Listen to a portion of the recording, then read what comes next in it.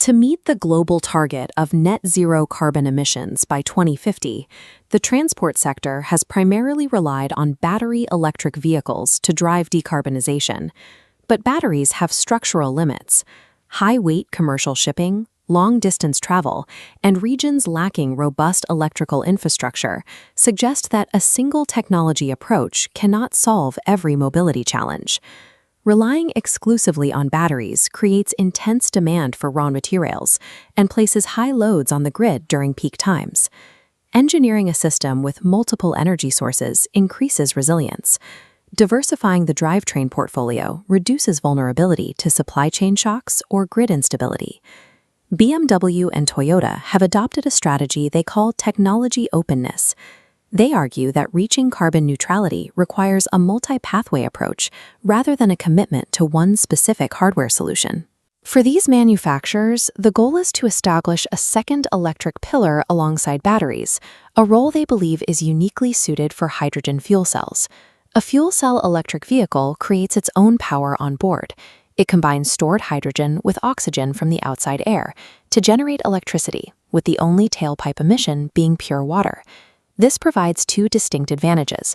Refueling times are comparable to conventional gasoline vehicles, and the system can achieve a range of approximately 500 kilometers on a single fill. To move this technology from the lab to the street, BMW deployed a global pilot fleet of the iX5 Hydrogen. These vehicles were driven for nearly 1 million kilometers across more than 20 countries, testing components in environments ranging from sub-zero winters to tropical humidity. The results confirmed the hydrogen drive maintained consistent performance and durability across these extreme climatic conditions. With the engineering proven in the field, the final barrier to adoption is the shift from low-volume pilot testing to mass-market manufacturing.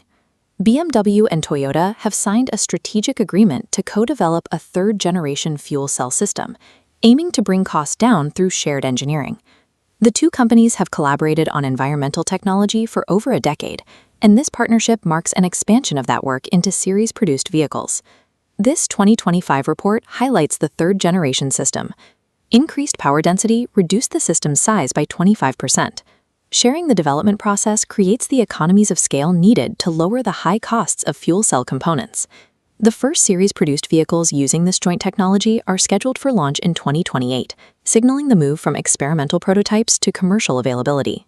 By combining their technological expertise, the partners aim to turn hydrogen into an accessible and practical option for the average driver.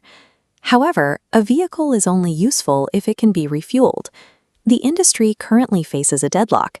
Stations struggle to survive without enough cars, while customers are hesitant to buy the cars without a network of stations.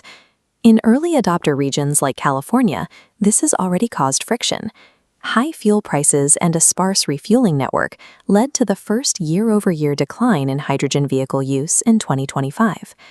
BMW and Toyota are addressing this by backing infrastructure projects like the Hydrogen Mobility at Scale initiative, which builds regional ecosystems to support refueling.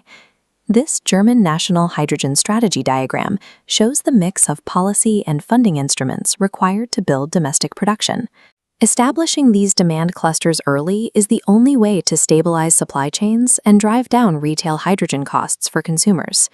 The 2028 launch will serve as the ultimate test of the multi-pathway strategy, determining if hydrogen can finally stand as the second pillar of a zero-emission future.